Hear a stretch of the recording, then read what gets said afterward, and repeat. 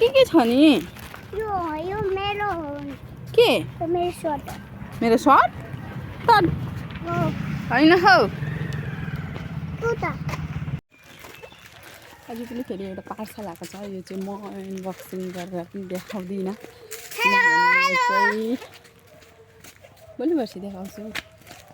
चाहिँ सरप्राइजवाला पार्सल हो नि त त्यही भएर चाहिँ म हेर्छु मात्रै तर देखाउँदिनँ साथीहरू